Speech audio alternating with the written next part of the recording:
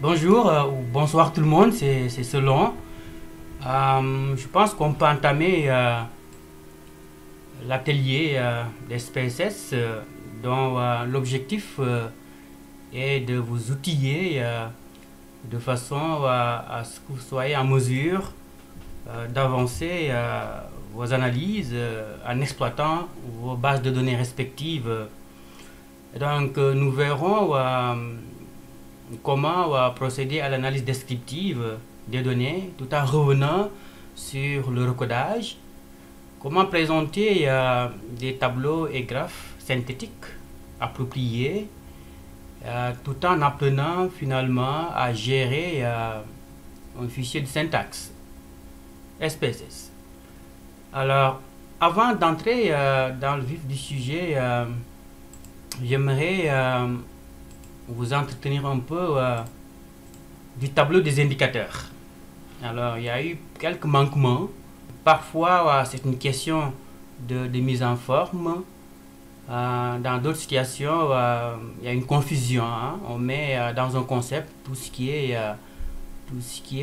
variable indépendante, dépendante. Alors, on va essayer dans un premier temps d'y revenir assez rapidement. Lorsque vous voulez construire votre tableau des indicateurs, la première chose à faire, c'est de générer le tableau, n'est-ce pas? Étant entendu qu'il faut connaître le nombre de colonnes en particulier. Le nombre de rangées, on peut les multiplier là. Alors, on va cliquer sur insertion, n'est-ce pas? Tableau, insérer un tableau. Alors, on va choisir 3 colonnes, concept, dimension et indicateur. Évidemment, dans le cas du travail que vous m'avez envoyé, il y a une 4e colonne où vous mettez les codes. Mais ça, c'est pour les besoins de l'atelier SPSS. Mais pour ce qui est du travail à rendre, le projet de master ou le mémoire de master, ne sera pas nécessaire d'inclure une 4e colonne. Okay? Donc, on aura essentiellement 3 colonnes, d'accord? Le nombre de lignes, on peut les multiplier. Après, on va rajouter selon le nombre de prédicteurs ou de variables. Donc, on met OK. Concept. Dimension. Indicateur. Alors, l'idéal, c'est de commencer par là où les variables dépendantes, les variables d'intérêt. Là, moi, je vais commencer par saisir les indicateurs. C'est ça qui va un peu me guider pour le reste. Supposons qu'on s'intéresse à quelle étude déjà? À l'étude de Ndeye sur la pauvreté. Je pense qu'elle a au moins 5 indicateurs pour ce qui est de la pauvreté vécue. Alors, on va mettre indicateur 1 pour aller plus vite. Indicateur 2, indicateur 3, indicateur 4, indicateur 5. Il me semble qu'elle a 5 indicateurs. Ensuite, dimension. Là, très simple, vous fusionnez. Donc, vous sélectionnez les différentes cellules de dimension. Vous mettez clic droit et vous fusionnez pour mettre la dimension en question. Donc, la dimension ici, c'est pauvreté vécue. Pauvreté vécue. Ensuite, on peut décaler un peu vers le bas. Ensuite, il peut y avoir une autre dimension de la pauvreté. Peut-être pas la pauvreté vécue. Je sais pas, on va mettre dimension dimension 2.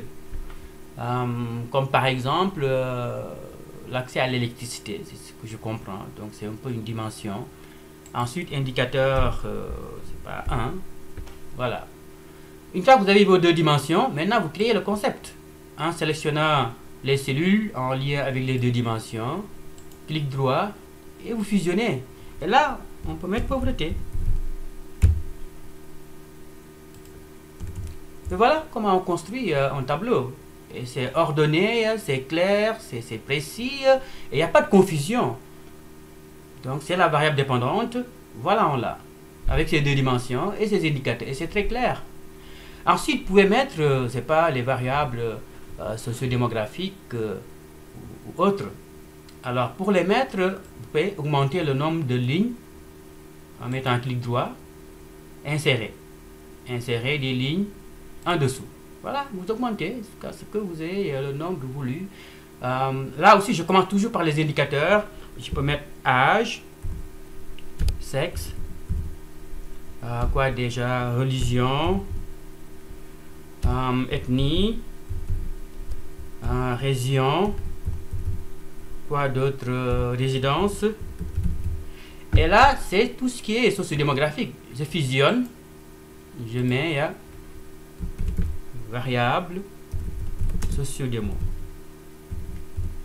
Voilà, variable sociodémo. Pour ce qui est des variables socio-économiques, voilà, je rajoute encore une fois des lignes en dessous. Je commence toujours par les indicateurs, c'est ça qui donne un peu le tempo. Tout ce qui est scolarité, profession, quoi d'autre, patrimoine, statut d'emploi, par exemple. Et là aussi, je fusionne les cellules et je mets variable socio-économique. Là, je peux basculer vers le bas. Voilà, et là, je vais fusionner toutes les cellules en lien avec les deux dimensions, socio-démo et socio-économie. Je fusionne et je mets profil sociologique, par exemple. Là, je décale vers le bas. Voilà comment on construit un tableau des indicateurs. Et là, vous continuez, après les variables socio-démographiques et socio-économiques, là, vous mettez les prédicteurs d'intérêt. Mais vous ne pouvez pas mettre dans un même concept et la variable dépendante et les prédicteurs d'intérêt. Non, je veux dire, ça, c'est trop confus. Même principe pour les autres étudiants, c'est pas dans le cas d'Evelyne. Evelyne travaille sur deux variables dépendantes. Même principe, sur le changement climatique. Donc, tu auras deux indicateurs, il me semble, Evelyne, avoir entendu parler du changement climatique, perception des effets, même principe. Même principe pour Papa Guité qui travaille sur la corruption. Donc, tu auras comme concept corruption. Mais il me semble que tu as deux dimensions. Il y a la corruption des institutions et la perception du niveau. Même principe. Donc, l'idée, c'est de ne pas tout confondre. De séparer ce qui relève des variables dépendantes et les différentes variables indépendantes aussi, les séparer selon leur catégorie. Ben, je pense que je n'ai pas besoin d'aller plus loin que ça. Vous comprenez un peu l'idée. Donc, il faut que ça soit bien organisé, le tableau des indicateurs. C'est cela qui va aider aussi le lecteur à comprendre les variables d'intérêt et comment elles sont reliées les unes aux autres. Donc, vous avez le choix entre soit commencer par la variable dépendante ou les variables dépendantes ou commencer par les variables sociodémographiques. Mais moi, je préfère toujours que l'on commence par la variable dépendante ou les variables dépendantes parce que ce sont les variables d'intérêt. Ensuite, vous pouvez mettre les variables sociodémographiques et socio-économiques. Ensuite, les prédicteurs d'intérêt ou d'autres variables d'intérêt. Et puis, le tableau, il faut opter pour interligne, simple. Simple. Sinon, vous allez avoir un tableau qui va se tenir sur 3 pages. Ça n'a pas de sens, quoi, je veux dire. Donc, il faut opter pour interligne simple. Ben voilà, et puis vous n'avez pas besoin d'espacement. Une fois que vous avez les lignes. Mais voilà, alors on va y aller. On va s'intéresser à notre base de données, celle de l'afrobaromètre, avec laquelle vous travaillez tous, sauf Dila et Eliman qui travaillent sur le propre données. Lorsque vous exploitez une base de données et que vous devez partager vos traitements et analyses avec votre professeur ou vos collègues, le meilleur moyen est d'utiliser ce qu'on appelle les fichiers de syntaxe. En fait, tous les clics qu'on fait pour recoder des variables, pour sortir des tableaux, pour sortir des graphes, sont transformés dans un langage que le logiciel comprend. Et c'est ce langage-là qui permet au logiciel SPSS de s'exécuter, ce qu'on appelle la syntaxe. Alors, on va apprendre ensemble à gérer un fichier de syntaxe. Il me semble qu'on l'avait déjà fait l'année passée, mais je voudrais systématiser les choses. Donc, en cliquant sur Fichier, Nouveau, Syntaxe. de façon à générer le fichier de syntaxe de SPSS. Alors on va intituler en mettant du contexte, en commençant par mettre des astérix. Si vous mettez des astérix, SPSS comprend qu'il ne s'agit pas de lignes de commande, mais plutôt des commentaires. Alors on peut mettre quoi déjà, traitement et analyse des données de l'afro baromètre, par exemple. On peut mettre un peu de mise en forme, que ce soit un peu joli. On va s'intéresser aux variables sociodémographiques, puisque dans toutes vos études, vous aurez à utiliser ces variables sociodémographiques. On va commencer par mettre du contexte, genre variable sociodémo.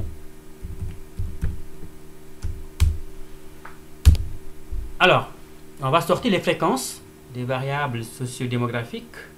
Une possibilité consiste à cliquer sur analyse, donc à passer par les menus, stade descriptive et fréquence. Alors nous verrons aujourd'hui une autre possibilité qui consiste à utiliser directement la syntaxe. Alors on va y aller avec la syntaxe. Donc on veut sortir les fréquences, le tableau de fréquences. Donc très simple, la ligne de commande, vous mettez frec comme fréquence, frec, ou bien frequencies, je peux mettre frec diminutif. Ensuite vous mettez les codes des variables pour lesquelles vous voulez sortir le tableau de fréquences. Alors moi j'ai systématisé ici, je peux juste sélectionner les codes des variables sociodémographiques, je copie et je colle ici. Donc, je peux placer un peu pour que ça soit un peu plus joli, plus ordonné, et vous mettez point, c'est tout. Freg, vous mettez la liste des variables si vous connaissez les codes et vous mettez point, c'est tout. Vous sélectionnez la ligne de commande et vous cliquez sur Play, de façon à voir apparaître les résultats de chaque variable socio-démo. Voilà, ici on a la variable âge par exemple, donc qui se trouve être une variable quantitative dont les scores s'étendent de 18 à 115 ans. Pourquoi? Parce que l'afrobaromètre est une enquête qui porte sur des personnes majeures en quelque sorte. Donc des personnes qui sont en âge de voter. Donc seules effectivement les personnes âgées de 18 ans et plus sont incluses dans l'échantillon. Alors une façon d'obtenir une distribution plus informative de la variable âge consiste à la recoder, cette variable. On va la recoder ensemble. Alors pour ce faire je mets âge, ici âge. Je peux mettre recodage âge ou directement âge dans le fichier de syntaxe. J'aurais pu directement recoder la variable, mais je peux passer également par le menu. Alors passons par le menu en cliquant sur transformer. Donc on va transformer la variable âge. Comment nous voulons la transformer? C'est peut-être la première question. On peut isoler les jeunes qu'on appelle les milléniums. Vous savez qu'on a au moins 3 générations sur 20 ans. Il y a ce qu'on appelle les milléniums, autrement dit la génération des nouvelles technologies, moins de 35 ans. Ben voilà, par exemple 18 à 34 ans, donc les milléniums. 35 à par exemple 54, ça c'est la génération des programmes d'ajustement structurel, ma génération en particulier, la génération des compressions budgétaires, la génération du libéralisme. Ensuite, vous avez une troisième génération, 55 ans et plus. Ça, c'est la génération de l'après-indépendance, quoi. Voilà, de l'État-providence, de l'interventionnisme. Et donc, on sait que ces générations, pour n'avoir pas évolué dans le même environnement socio-économique, vont avoir des comportements différents. Alors, on peut décider effectivement de recoder la variable âge selon ces 3 catégories. Donc, ils sont très significatives sociologiquement parlant, comme je viens de l'expliquer tout à l'heure. Alors, pour ce faire, on va cliquer sur Transformer, Création de variables. Donc, la variable âge probablement Q1, oui c'est Q1, donc Q1,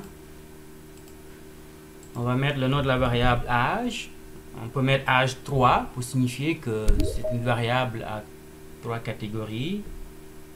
Donc âge, on peut mettre du libellé âge en 3 catégories. Je change. Valeur. Donc de 18 à 34, ça c'est les milléniums, hein? C'est le groupe 1. On ajoute de 35 à environ 54. C'est le groupe 2, la génération du libéralisme. Ensuite 55 ans et plus. Donc plage, de la valeur au maximum. Donc on peut mettre 55 ans. Ou bien, je sais pas, si on suppose que le maximum c'est 100 et quelques, on peut mettre de 55, voilà, on peut exagérer un peu, 120 ans. En tout cas, en supposant que l'idée c'est d'avoir le maximum de valeur, on peut peut-être mettre 110 ans. Ou, encore une fois, mettre ici de la valeur, donc plage de la valeur au maximum. C'est aussi une possibilité. Donc on peut mettre 55 ans maximum. Donc c'est le groupe 3, c'est la génération d'après indépendance. Donc 55 ans et plus. Voilà, on poursuit. Au lieu de cliquer sur OK et d'exécuter l'instruction, on va générer la syntaxe. Comment? En cliquant sur coller tout simplement. Donc coller nous permet de générer la syntaxe. En fait, tous les clics qu'on vient de faire peuvent être transformés dans un langage si vous cliquez sur OK, sur coller. Donc je clique sur coller et automatiquement on voit que la syntaxe apparaît dans le fichier de syntaxe naturellement. La première ligne, ça contextualise la base de données, c'est pas intéressant. Mais voilà, et on voit bien que la syntaxe est très limpide, hein. Recode, en fait on veut recoder la variable Q1 âge en une nouvelle variable qu'on va appeler âge 3. De telle sorte que 18 à 34 c'est le groupe 1, 35 à 54 ans c'est le groupe 2, 55 ans et plus c'est le groupe 3. Et vous avez le libellé de la variable. En fait on va la créer, c'est la chose à faire. Donc on va créer la variable en sélectionnant la syntaxe. Donc je sélectionne la syntaxe et je clique sur le triangle vert. Et là, on voit apparaître effectivement la variable âge 3 en dernière position. Et donc, ne pas oublier de catégoriser la variable. Autrement dit, signifier que le groupe 1 dans la nouvelle variable, c'est les milléniums. Le groupe 2, ben voilà, c'est la génération du libéralisme. Et le groupe 3, c'est la génération d'après indépendance. Mais l'inconvénient, si on le fait ici, donc on devait le faire ici, à hauteur de valeur. Mais si on le fait ici, on n'aura pas de traces. Je veux dire, vous n'aurez pas la catégorisation dans la syntaxe. C'est ça l'inconvénient. C'est ce qu'on a appris à faire. Donc, mettre directement la catégorisation à hauteur de la colonne valeur. Pour garder des traces, c'est que vous allez vous-même saisir la catégorisation. Comment? On va le faire manuellement dans la syntaxe. Donc, on met Enter. Donc, c'est value label. Donc, on va labelliser la variable âge 3. Donc, on va mettre 1, c'est la génération des milléniums, mais on peut mettre 18, 34 ans. Donc, 18, 34 ans. Ensuite, 2, c'est 35, 54 ans. Je ferme les guillemets. 3, j'ouvre les guillemets. 55 ans et plus. 55 ans et plus, je ferme les guillemets et je mets point. C'est tout. Et l'avantage, c'est que vous allez garder les traces de votre recodage, du libellé en particulier ici. Et là, vous pouvez encore une fois sélectionner le tout et cliquer sur le play. Et là, on voit bien à hauteur de valeur, on a les codes, en tout cas les catégories. Donc 1, c'est 18-23 ans, 2, 35-54 ans, 3, 55 ans et plus. Mais voilà, donc l'avantage d'utiliser la syntaxe, c'est que vous allez pouvoir garder des traces. Et si vous gardez des traces, vous allez pouvoir plus tard rouler la même syntaxe et sortir la nouvelle variable. Par exemple, il n'est pas nécessaire de partager avec moi la base de données incluant vos nouvelles variables. Vous avez juste à m'envoyer la syntaxe, le fichier de syntaxe, et moi-même je vais générer les variables. Donc ça permet effectivement de faciliter les échanges et puis de corriger s'il y a une erreur au niveau de la construction d'une variable. Or, si on n'avait pas utilisé le fichier de syntaxe et que vous avez fait une erreur, difficile de revenir en arrière. Vous allez perdre beaucoup de temps, vous allez reprendre tout le travail. Donc on perd beaucoup de temps. Et donc le fichier de syntaxe nous permet effectivement de sauver du temps, de garder des traces et puis de communiquer avec nos professeurs, nos collègues. C'est vraiment très utile comme procédure, comme stratégie. Et voilà, nous venons de créer la variable age3. On peut sortir les fréquences. Donc on met freg age3 point, c'est tout. Freg age3. J'ai quelques soucis avec mon clavier, désolé. C'est le temps de le changer. Donc je sélectionne freg age3 et je clique sur le triangle vert pour voir apparaître le tableau. Et voilà, le tableau de fréquence de la variable age3. Je pense qu'il n'y a pas d'erreur. Hein. On a 50% de Millennium. Hein. 34, 35, 54 à 32%, 55 et plus 17,5%. Voilà, voilà une façon de recoder. Évidemment, on aurait pu recoder la variable autrement. On aurait pu recoder par exemple 18 à 29 ans, c'est aussi correct. Hein? Donc 18 à 29 ans, ensuite 30 ans à 54 ans, ben voilà. Donc ici c'est plutôt 18, 34 ans. 18, 34 ans. Sélectionne à nouveau. Justement, vous voyez l'avantage de la syntaxe. J'ai fait une erreur, c'est pas 18, c'est pas 28 ans, c'est 18, 34 ans. Donc très facile. Vous avez juste à corriger et à rouler. Et vous avez le nouveau résultat. Voilà l'intérêt d'ailleurs de la syntaxe. Donc on peut corriger. Voilà une façon de procéder au recodage. Ensuite, on peut vérifier pour les autres variables d'intérêt, variables sociodémographiques. Alors, on a le sexe, donc 1, 2, ça semble correct. L'ethnie. Alors, l'ethnie, il me semble que c'est une variable qui est souvent sous-estimée. Mais il me semble que c'est important de l'impliquer, en particulier dans certaines situations. Dans le cas de la pauvreté, c'est peut-être pas pertinent comme prédicteur, mais pour ce qui est de la participation électorale, la satisfaction de la démocratie, oui, il me semble que c'est important. D'autant plus que c'est la réalité, hein? Même si les Sénégalais n'aiment pas trop en parler, n'aiment pas parler d'ethnie. Mais je pense que depuis 2012, avec l'avènement du régime de Macky Sall, je pense que la question ethnique est incontournable en lien avec la politique. Je pense que je n'ai pas besoin de développer, tout le monde le sait. On parle de Nendoko Bandoum. Désolé s'il y a des couleurs ou des pôles ici, mais c'est la réalité.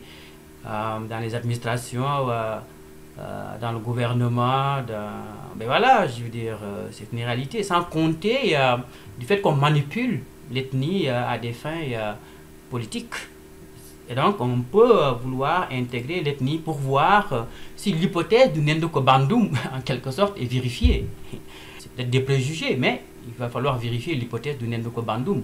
Et en impliquant la variable ethnie, en lien avec la participation électorale, par rapport à la satisfaction de la démocratie.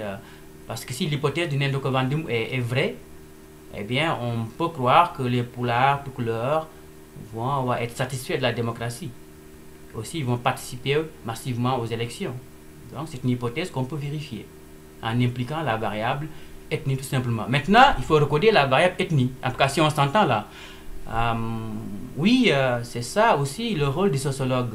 Le rôle du sociologue n'est pas de taire ce que les gens taisent. Mais non, le rôle du sociologue, c'est aussi de chercher à tester, même si c'est des préjugés, c'est des prénotions, mais c'est de chercher à les tester. Pas de censure chez les sociologues.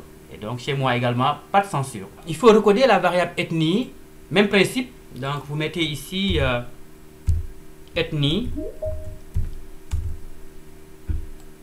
Mais voilà, vous recodez la variable ethnie. Moi, comment je le recoderai ben, c'est sûr que je vais isoler les Wolofs. Les Pulaars tout couleurs, c'est sûr que je vais les isoler. Hein. Les Sérères Et je vais créer une quatrième catégorie ethnique où je vais mettre tout ce qui est Manding, Bambara, Soninké, Diola. Ben voilà, je pense que c'est des catégories ethniques assez proches. Ben voilà, donc je créerai 4 catégories. Évidemment, je ne vais pas le faire parce qu'on va perdre du temps. Vous savez comment recoder, selon le même principe.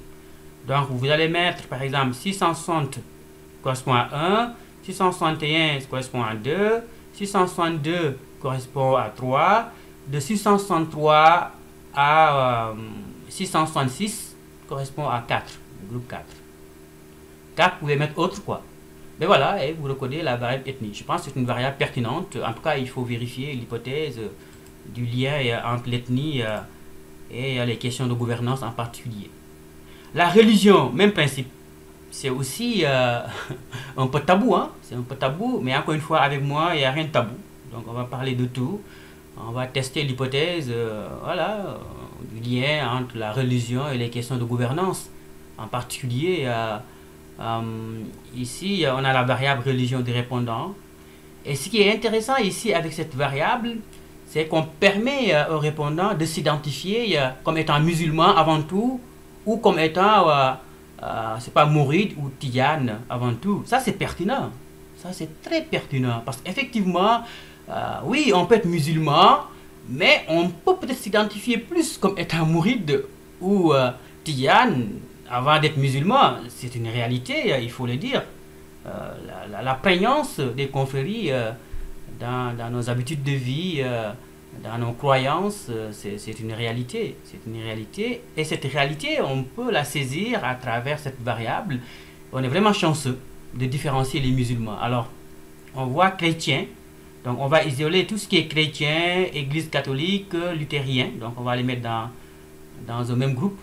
Christianisme. Ensuite, les musulmans, autrement dit, ceux qui s'identifient comme étant musulmans, ils sont 64% avant tout. Mais il y en a qui vont s'identifier comme étant mourides avant tout. Ben, on les a ici. C'est pas négligeable, c'est 11% qui vont s'identifier avant tout comme étant mourides, probablement avant d'être musulmans ou en même temps que musulmans, peu importe, mais en tout cas, ils s'identifient comme étant mourides. Et d'autres s'identifient comme étant de la confrérie Tijane, 14%. Confrérie Khadria, donc ben voilà. Et puis ça permet effectivement de vérifier l'hypothèse de la prégnance des confréries sur des comportements en particulier. Donc on va isoler tout ce qui est confrérie, isoler tout ce qui est chrétien, isoler tout ce qui est musulman. Par exemple, dans musulman, on peut mettre également sunnite. Et c'est vraiment une variable que je viens de découvrir et je suis heureux qu'on ait différencié ce qui s'identifie avant tout par rapport aux confréries et ce qui s'identifie par rapport à la religion musulmane de façon générale. Je pense que c'est des gens qui n'ont pas forcément les mêmes attitudes, les mêmes comportements. Et donc c'est une variable très pertinente, la façon dont elle est obtenue ici, dans les données de l'Afrobaromètre. Il me semble que Ndeye a intégré la religion pour expliquer la variation dans la pauvreté vécue. Ben, je ne sais pas si c'est pertinent ou pas, mais dans mon sens, c'est pas pertinent. Peut-être qu'elle expliquera en quoi la religion peut influer sur la pauvreté. À moi de vérifier l'hypothèse selon laquelle les mourides, c'est vraiment des gens qui croient à l'accumulation de la richesse. Sinon, oui, on peut peut-être vérifier cette hypothèse, sur l'accumulation de la richesse chez les mourides, un peu comme l'étude de Max Weber là, sur les protestants. En fait, les mourides ont un peu l'esprit protestant. Et voilà, c'est comme si le fait de réussir sur terre était important chez les mourides, comme chez les protestants en particulier. En tout cas, on peut faire le parallèle entre les protestants et les mourides du point de vue de l'importance du travail. Alors, de ce point de vue, si c'est l'idée de Ndeye, ben oui, on peut impliquer la religion, surtout avec les mourides. Mais dans ce cas, il faut peut-être différencier les mourides. Il faut isoler les mourides. Si tu vas recoder la variable religion, il faut isoler les mourides. Alors, la région, je pense que la région est une variable pertinente, ainsi que la résidence, rurale, urbaine. C'est des variables pertinentes pour toutes les études. Mais voilà, on l'a ici, donc urbain, rural. Même pour des questions en lien avec les changements climatiques, avec Evelyne, je pense que c'est important. Et ça fait l'objet même d'une hypothèse, il me semble. Tout ce qui est variables socio-spatiales. Il y a aussi la région 1. Évidemment, vous avez, il me semble, 14 régions au Sénégal. Mais il faut probablement recoder. Dans le cas de Ndeye, oui, tu peux sortir l'indice de pauvreté selon les 14 régions. Mais dans les autres situations, où par exemple, si tu veux présenter les caractéristiques des répondants, peut-être qu'il faut recoder. Hein. Isoler par exemple Dakar par rapport au reste. Parce que Dakar, c'est quand même assez particulier. Hein. Les Dakarois ont des comportements, des attitudes assez différents des autres Sénégalais. Hein. Et voilà, donc on peut isoler Dakar et les comparer à tout ce qui reste. Ou bien isoler Dakar, isoler Thiès et tout le reste, on met autre. En tout cas, il faut recoder cette variable région si on veut la présenter dans le tableau des caractéristiques sociodémographiques. Mais voilà, c'est rapidement pour ce qui est des caractéristiques sociodémographiques. Pour ce qui est des caractéristiques socio-économiques, donc au même principe, on va sélectionner, copier ces variables, revenir au fichier de syntaxe, variable socio-économique. On met FREC. Donc ça permet d'aller plus vite. Hein? On voit bien qu'avec la syntaxe, on va beaucoup plus vite que si on utilise les menus. En tout cas, moi, je travaille essentiellement avec la syntaxe. Ça me permet d'aller plus vite. Donc tout ce que je fais pratiquement, en tout cas dans mes travaux de consultance, c'est à travers la syntaxe, les analyses et tout. Mais évidemment, pour vous, ça viendra tout naturellement, la maîtrise de la syntaxe. Mais moi, je le fais depuis une dizaine d'années, pas de souci. Donc on sélectionne. Ah, on a un problème ici. Freg, ah oui. Ici. Alors, le niveau d'instruction, c'est une variable qui comporte pas mal de catégories. Mais on peut isoler tout ce qui n'est pas d'enseignement. Probablement tout ce qui est enseignement informel. Isoler primaire, tout ce qui est primaire. Donc, recoder 2 et 3, les mettre dans une même catégorie. Et tout ce qui est enseignement secondaire et plus. Donc on peut obtenir 3 à 4 catégories. Donc c'est à recoder. L'état d'emploi, alors c'est une variable qui est très pertinente parce qu'effectivement ici on différencie ceux qui n'ont pas d'emploi, qui sont à la recherche d'emploi et qui ne sont pas à la recherche d'emploi. C'est important parce qu'on peut avoir des attitudes assez différentes selon qu'on recherche un emploi ou bien qu'on ne recherche pas un emploi. Ceux qui recherchent un emploi, c'est vraiment les gens qui sont au chômage. Hein. Ensuite, ceux qui travaillent à temps plein, temps partiel, ça peut être important aussi de les différencier. Temps partiel, temps plein. On peut aussi les regrouper dépendamment de la problématique qui est étudiée. Donc c'est une variable qui est très pertinente ici. Donc c'est le statut d'emploi. C'est le statut d'emploi. L'emploi principal du répondant, ça c'est un peu la profession. Mais voilà, ici c'est à vous d'isoler les catégories professionnelles pertinentes. Ici par exemple, on peut isoler tout ce qui est commerçant, détaillant, boutiquier. On peut isoler tout ce qui est travailleur non qualifié, travailleur qualifié, professionnel. Mais voilà, c'est à vous de regrouper de façon à réduire les données. L'activité du chef de ménage, il me semble que c'est une variable qui est pertinente dans le cadre du travail de Ndeye. Donc l'activité du chef de ménage, je l'ai coché ici. C'est une variable qui me semble pertinente seulement dans le cas de la pauvreté. Pour expliquer un peu la variation dans la pauvreté, mais pour les autres situations, je n'ai pas jugé ça pertinent. En revanche, la scolarité, le statut d'emploi, la profession, ça c'est pertinent pour toutes les études. Le patrimoine, c'est pertinent pour les études sur la corruption, la participation électorale, la satisfaction de la démocratie. Et justement, par rapport au patrimoine, l'idée, c'est de créer une variable synthétique. Voilà, tout ce qui est possède radio, possède télévision, possède voiture, possède ordinateur, possède compte bancaire. Le téléphone portable, on peut peut-être l'ignorer, hein, parce que j'imagine que tout le monde a un téléphone portable, en tout cas, ça ne discrimine pas suffisamment entre les gens. Et amalgamer ces variables, ces 5 variables ou 6, et obtenir une variable qui va mesurer le patrimoine, tout simplement. Peut-être qu'on peut le faire ensemble, assez rapidement. Donc on va y aller, c'est les variables de type 92A. Là, je peux utiliser le menu assez rapidement. Fréquence. Donc Q92A, Q92A, je pense à F. Hein. Je vais passer de l'autre côté. Ok. Donc pour cette radio, pour cette télévision, voilà comment se présentent les indicateurs du patrimoine. On a non, personne dans le ménage, quelqu'un d'autre, oui, possède radio personnellement. Donc c'est trois catégories. La personne ne possède pas l'item, ou quelqu'un d'autre le possède dans la famille ou ménage, et deux, la personne interrogée possède l'item en question. Alors regardez bien ici, on voit bien qu'il y a des données manquantes, ne sait pas, ne sait pas, ne sait pas, ne sait pas, ne sait pas. Et le logiciel n'a pas exclu ces données manquantes dans le calcul du pourcentage. Donc c'est à vous de le faire, de façon à par la suite pouvoir construire la variable patrimoine. Comment le faire? Une première façon de faire consiste à y aller directement, manquant, donc à hauteur de manquant.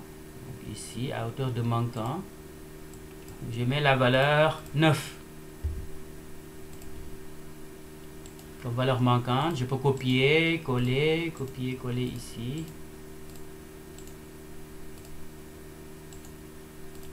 Je peux sortir à nouveau pour voir que ces catégories ont été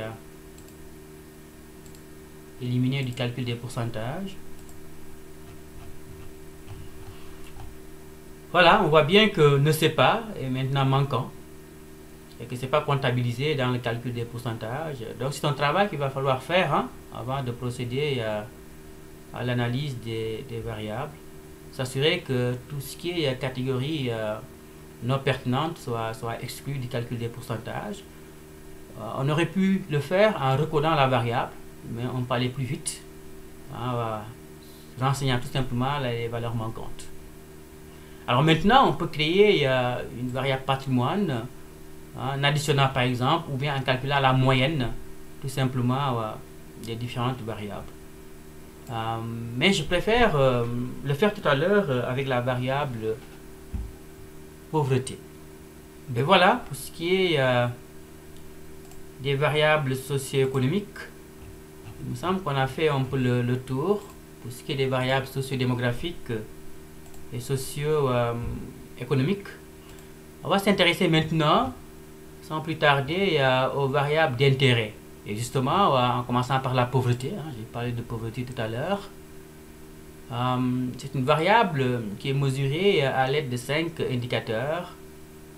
Variable sur laquelle travaille Ndei, comme étant sa variable dépendante d'intérêt.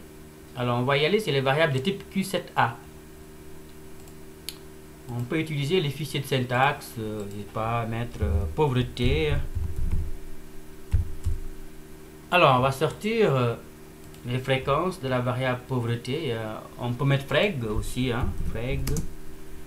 Aller chercher les variables de type pauvreté. Donc c'est Q7A. On peut coller Q7A, copier Q7B, coller, copier Q7C, coller. C'est aussi une variable qui peut servir de prédicteur hein, à d'autres phénomènes comme la participation électorale. Mais dans le cas de Ndei, c'est la variable dépendante. Donc on met point, on sélectionne et on exécute pour voir apparaître voilà le tableau des fréquences. Même principe, hein. Ici on voit bien qu'il y a des données manquantes mais qui n'ont pas été renseignées. On voit bien 8 à refuser, 9 ne sait pas, 9 ne sait pas, 9, et donc c'est les valeurs 8 et 9 qui sont les catégories manquantes. On peut les renseigner directement. Donc 8 et 9 à hauteur de manquant, on va mettre 8 et 9. Donc 8, 9. Donc je copie et je colle, je colle, je colle, je colle. Et voilà, j'enregistre, je sors à nouveau les fréquences. Et là, on voit bien que tout ce qui est ne sait pas à refuser a été exclu du calcul des pourcentages, si on regarde bien manquant ici. À partir de ce moment, on peut commencer à travailler directement avec ces variables. Mais tant que vous n'aurez pas considéré ce qui est manquant comme manquant, vous ne pouvez pas travailler directement avec ces variables. Attention, il faut faire très attention. Il faut d'abord éliminer les catégories qui n'ont pas de sens en les signifiant au logiciel. C'est une façon de faire. Une autre façon de faire, c'est de créer de nouvelles variables aussi. Mais on peut aller plus vite, d'autant plus que les variables sont quand même bien codées. On a 0, 1, 2, 3, 4. Donc c'est bien codé. Donc on peut juste considérer les valeurs manquantes. Et maintenant, on va faire du recodage. Par exemple, ici, Ney et les autres également, hein, puisque vous aurez à utiliser la pauvreté dans bien des cas. Ici, on va calculer la moyenne. Hein. On va calculer la moyenne. Très simple. On peut utiliser la syntaxe directement, compute, ou bien passer par les menus. Passons par les menus. De toute façon. Donc, en cliquant sur transformer, calculer. Donc, on va calculer la variable pauvreté. Pauvreté, indice. Donc, indice de pauvreté. On peut mettre pauvre, indice. Pauvre, indice. Donc, on va mettre indice de pauvreté. Je poursuis. Alors, les variables, c'est Q7A, Q7A. Donc, je mets Q7A plus Q7B plus Q7C plus Q7D plus Q7E. Je ferme la parenthèse, j'ouvre la parenthèse et je divise par 5 tout simplement pour avoir la moyenne. Donc on additionne les 5 variables et on divise par 5 pour avoir l'indice de pauvreté moyen. Ensuite, au lieu de cliquer sur OK, je vais cliquer sur coller pour générer la syntaxe. Je clique sur coller, je génère la syntaxe. Et voilà, j'aurais pu l'écrire directement la syntaxe. J'aurais pu écrire compute, pauvre, je peux le faire. Hein? C'est plus rapide pour moi en tout cas. Je vous montre aussi une autre façon de faire. Donc voilà, on voit bien qu'on veut créer la variable indice de pauvreté. Et voilà. Qu'est-ce qu'il y a à faire? C'est juste sélectionner et cliquer sur le triangle. Et voilà, on vient de créer la variable. On peut sortir les fréquences en mettant frec pauvre indice point. Je sélectionne, j'exécute. Et voilà comment se présente les distributions de la nouvelle variable. À partir de là, on peut créer une seconde version. Ça, c'est la première version de la variable indice de pauvreté. Donc, c'est une version continue, quantitative. On peut créer une version en termes d'intensité. Autrement dit, de façon à avoir pauvreté extrême, pauvreté modérée et pauvreté nulle, par exemple. Alors, je t'enverrai la différente catégorisation, mais il me semble que vous savez comment faire. Donc, ce qui signifie que tu vas travailler avec deux versions de la variable pauvreté. Donc, tu vas travailler avec la version continue, tu l'as ici devant toi. Ensuite, tu vas travailler avec la version en catégorie. Autrement dit, la version en termes d'intensité de la pauvreté. Et là, il me semble que c'est de 0 à 1.20, ensuite 1.20 à 2.80, quelque chose comme ça. Ensuite, mais voilà, donc tu auras 3 catégories. En tout cas, je t'enverrai la catégorisation que tu auras à faire. Donc, tu auras deux versions, une version quantitative et une version qualitative de la pauvreté. Mais voilà, pour ce qui est de la pauvreté, pour Ndeye. Pour Papa Guité, lui, il travaille sur la corruption. Donc, la corruption, c'est des variables mesurées du type Q42A, Q42A, Q42A. Voilà ici, hein, Papa Guité, Q42A. Évidemment, Papa Guité, tu vas travailler avec deux versions, hein, toi aussi, de la corruption. Au moins, hein, au moins. Il y a une version de la corruption des institutions. Alors, on va s'intéresser à cette première version. Mais nous avons plusieurs sous-variables, si je peux m'exprimer ainsi. Donc, tu dois créer l'indice de corruption finalement, Papa Guité. Toi aussi, tu dois créer l'indice de corruption. On a ici les différents types de corruption. Alors, on va y aller en mettant, c'est pas corruption. Peut-être y aller directement, c'est peut-être plus rapide. Avec le menu, donc Q42A, Q42A. Q42AA, J, je place ici. Donc, par guidé, il y a le même problème. Hein. Ici, on a des données manquantes. Donc, on a 8, 9 qui n'ont pas été renseignées au logiciel. Donc, même principe. Donc, on va mettre 8, 9 à hauteur de manquant.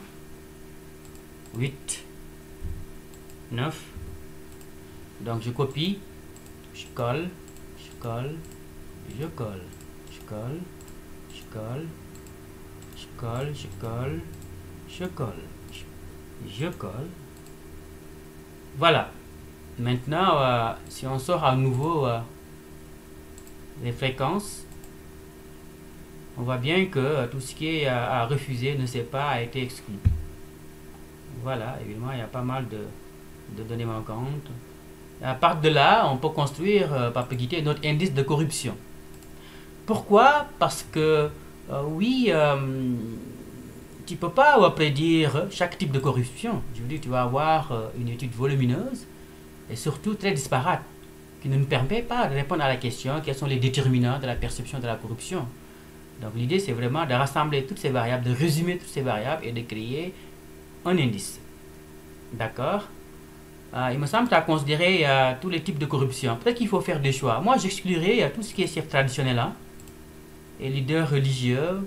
C'est peut-être pas du même ordre. Hein. Donc, on va s'intéresser à tout ce qui est corruption des institutions, en tout cas en lien avec les institutions. En tout cas, tu peux ne pas être d'accord avec moi.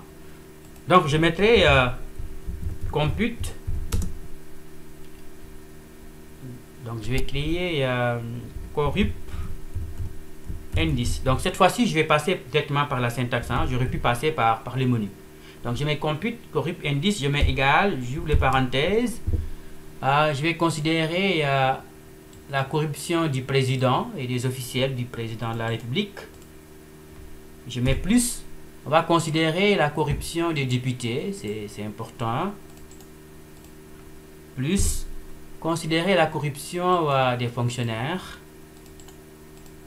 Je mets plus. La corruption des conseillers municipaux. Je mets plus. Les policiers, bien sûr, et gendarmes. Je mets plus. Les magistrats, oui, la justice, clairement. Ensuite, je mets plus. Les agents des impôts, oui. Il me semble qu'il y avait aussi la corruption des forces de l'ordre. Je ne sais pas où est-ce qu'elle est. Donc on ne va pas considérer cela. Corruption des inspecteurs et contrôleurs, oui. On va peut-être l'inclure. Mais exclure tout ce qui est force de l'ordre parce que généralement les gens ont confiance à l'armée. Et puis, mais voilà, c'est un autre ordre quoi, de corruption là, qui n'est pas très pertinent pour moi. Alors maintenant on ferme la parenthèse, on divise par le nombre d'items. Donc on a 1, 2, 3, 4, 5, 6, 7, 8 items. Et donc on divise par 8. Donc tu as 8 indicateurs de la corruption des institutions. Là aussi, on va intituler, je peux le faire manuellement. Au lieu de passer par les menus, je peux mettre variable, label. Donc je peux labelliser la variable.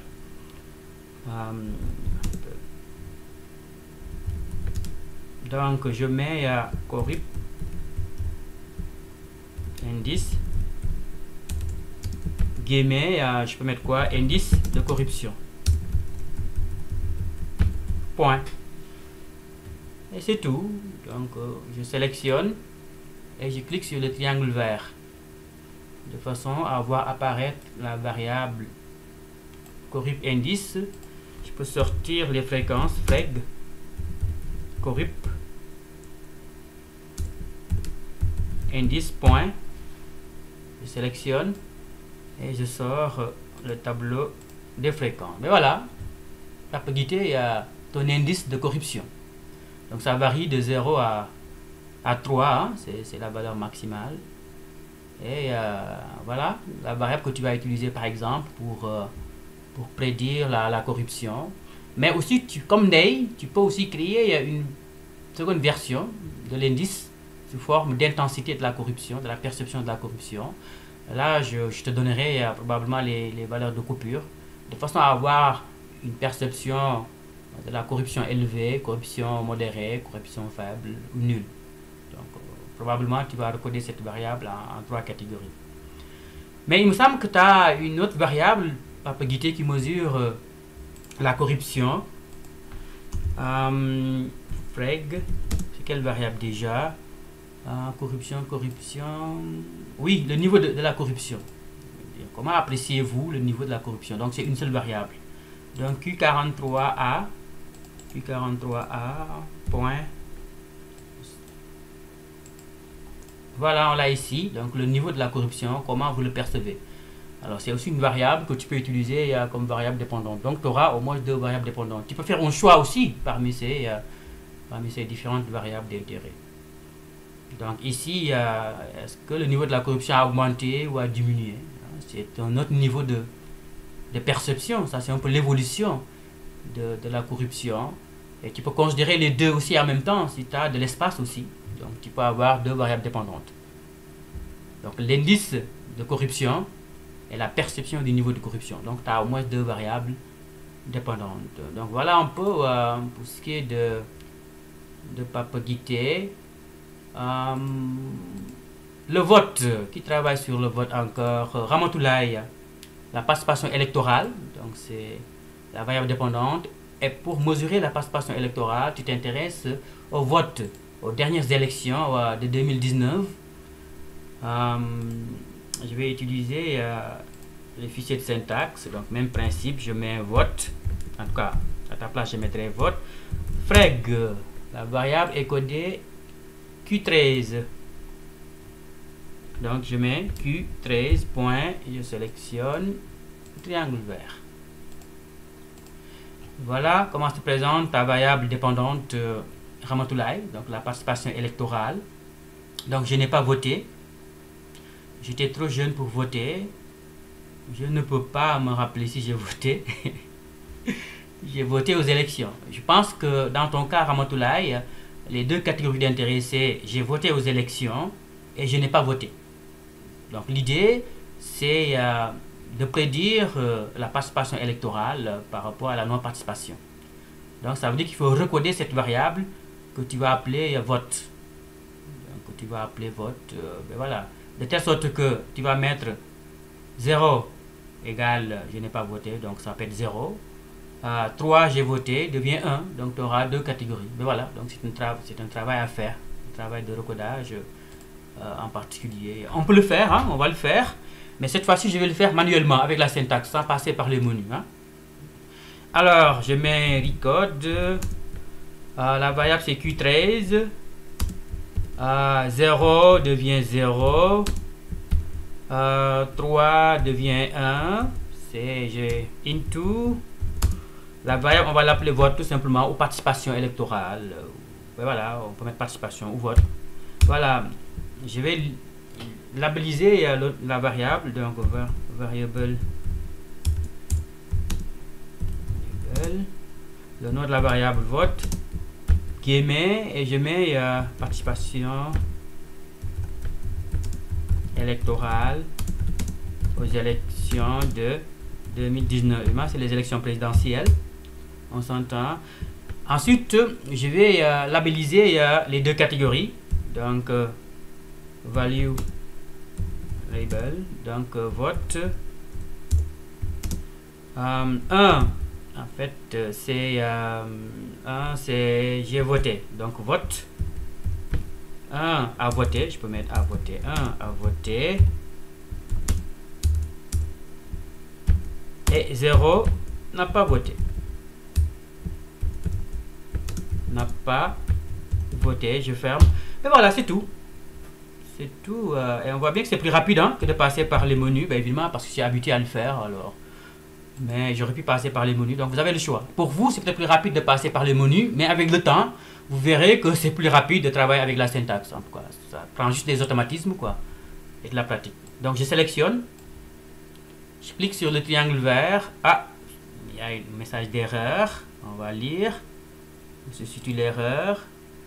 Souvent, il y a des messages d'erreur. Donc, into vote. Donc, qu'est-ce qu'on nous dit? Texte N. inclut un symbole autre qu'une valeur numérique était attendue. Ok, tous les librets de valeur jusqu'à la prochaine. Ok, parfait. C'est peut-être l'espace là n'a pas voté qui fait quoi. Ouais, c'est ça. Donc parfois n'a pas voté, j'ai mis un apostrophe et ça a fait ça a apporté de la confusion, mais là ça devrait aller. Ben oui, ça fonctionne. Donc la variable, donc on l'a en dernière position, vote, donc freg, vote, point. Mais voilà ta variable, hein, Ramatoulaye. Donc on a 71% qui ont voté et 26% qui n'ont pas voté. Donc c'est ta variable dépendante. Donc l'idée c'est effectivement de montrer la tendance du vote. Alors là je vais te donner parce que en fait la base de données Afrobaromètre existe depuis 2000. Donc je vais te donner les différents pourcentages de vote depuis 2000. Là on est rendu au round 8, donc à la 8e base de données. Donc je vais te donner les proportions des 7 autres bases de données, comme ça tu vas suivre l'évolution du taux de participation au Sénégal, en tout cas pour ce qui est des données de l'Afrobaromètre. Même problème aussi avec Ndeye, hein. Je vais te donner la figure que j'ai fini de créer décrivant l'évolution du taux de pauvreté sur la base de l'indice de pauvreté. Donc je vais te donner l'évolution. Pour la corruption, je ne sais pas si c'est pertinent ou pas de décrire la tendance évolutive de la perception de la corruption. Si c'est pertinent, je vais le faire également pour Papeguité. Étant entendu que vous travaillez avec le round 8 donc de 2021. Alors, satisfaction de la démocratie, Fatou Nying. Fatou Nying, il me semble que dans ton tableau des indicateurs, tu n'as pas intégré cette variable. Or, c'est la variable d'intérêt, la satisfaction avec la démocratie. Donc, c'est codé Q37. On va utiliser les fichiers de syntaxe. Donc, on va mettre démocratie. Donc, Q37. Donc, je mets freg Q37. Mais il me semble qu'il y a d'autres variables d'intérêt, hein, Fatou, mesurant la perception de la démocratie. C'est ça, je pense que c'est le niveau de démocratie. Q36, ça peut être aussi pertinent de considérer deux versions, mais je pense que la version la plus importante, c'est la satisfaction envers la démocratie. Hein. Parce que pour ce qui est du soutien à la démocratie, c'est presque évident hein, que la plupart des Sénégalais soutiennent la démocratie, en tout cas plutôt qu'un État autoritaire. Là. Ce qui est surtout pertinent, c'est de s'intéresser à la satisfaction de la démocratie ou bien l'évaluation du niveau de démocratie.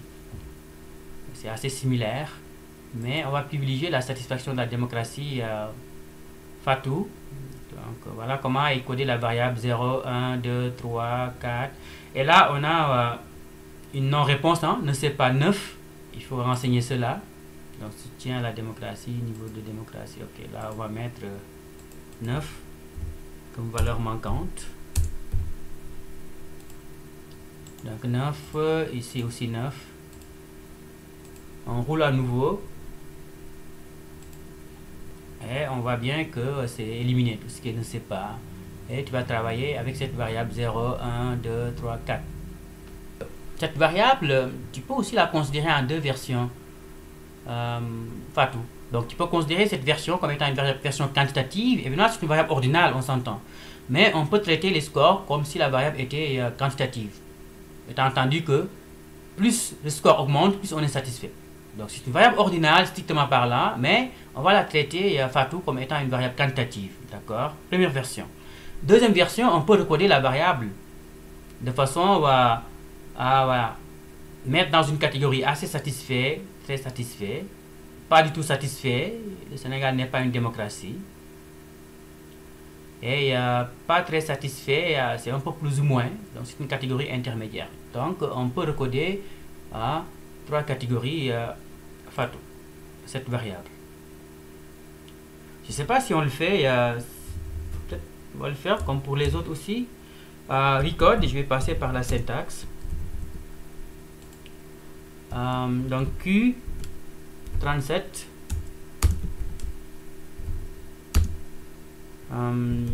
Donc 0 à 1. Donc 0 sur 1, donc égale 1. Ensuite 2, donc 0 à 1, on va mettre 0, hein? On va coder 0 ici.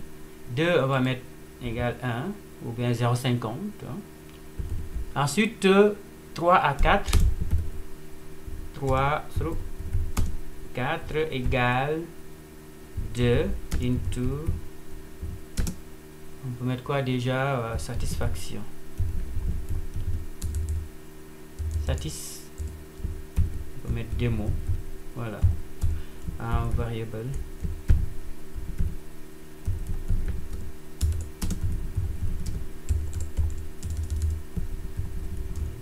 Donc on met ça,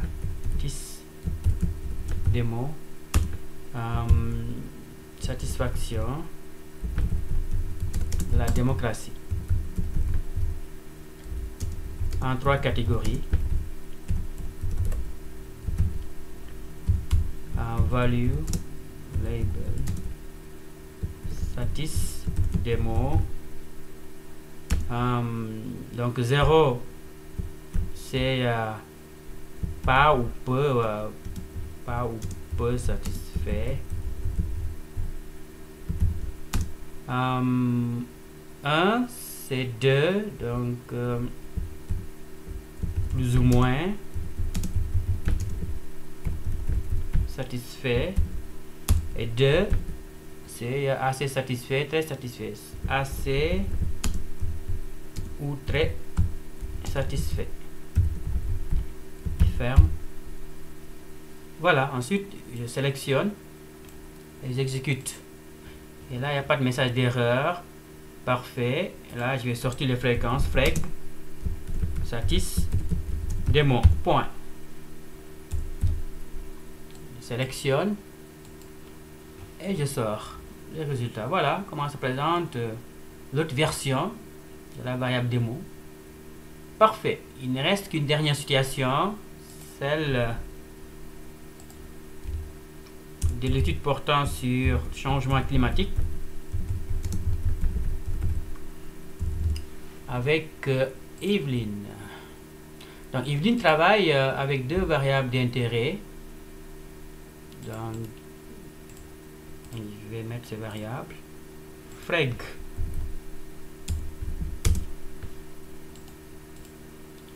Donc, c'est Q112A, Q112B. Sélectionne. Donc, avoir entendu parler des changements climatiques, la perception des effets des changements climatiques. Donc, ce sont tes deux variables dépendantes. Donc, Evelyne, tu vas travailler avec deux variables dépendantes.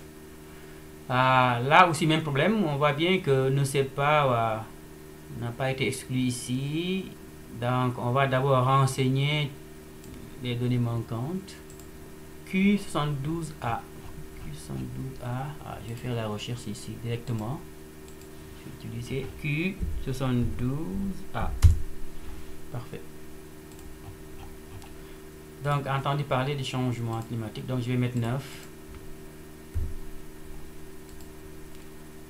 Ensuite, si je sors à nouveau, on devrait exclure. Ben voilà, donc on a oui, entendu parler des changements climatiques, non. Ben voilà, on a éliminé les ne sait pas. Voilà, ta variable elle est prête à être analysée. Donc on a 0 non, 1 oui. Ça c'est la première version, donc elle est correcte. Maintenant la deuxième version, l'effet des changements climatiques. Donc beaucoup meilleur, quelque peu meilleur, ni l'une ni l'autre, quelque peu pire, beaucoup pire. Il y a non applicable. Alors j'aimerais bien savoir ce que signifie non applicable. C'est quand même pas mal de cas pour lesquels la question ne s'applique pas. Probablement c'est des gens qui n'ont aucune idée. C'est des gens qui n'ont pas entendu parler des changements climatiques. Et donc ils n'ont pas d'avis finalement. Ils n'ont pas d'opinion pour parler comme Bourdieu. Ils n'ont pas d'opinion par rapport à l'effet des changements climatiques. Si tu n'as pas entendu parler des changements climatiques, comment tu peux apprécier l'effet des changements climatiques? Donc c'est ça.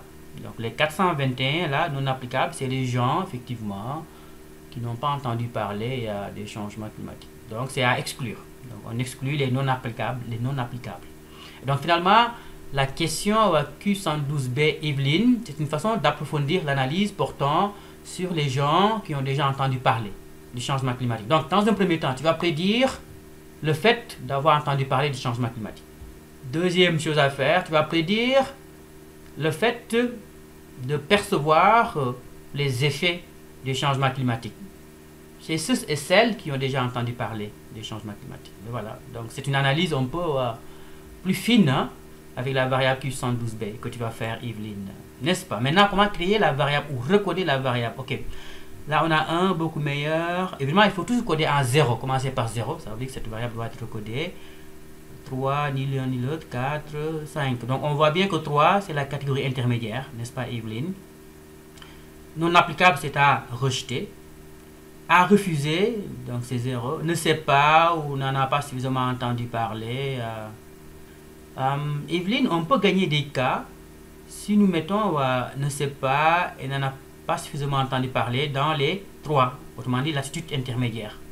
Oui, c'est une façon de faire aussi. Pour maximiser le nombre de cas, tout ce qui est ne sait pas, on va les mettre dans l'attitude intermédiaire, dans l'attitude médiane, quoi, pour gagner des cas.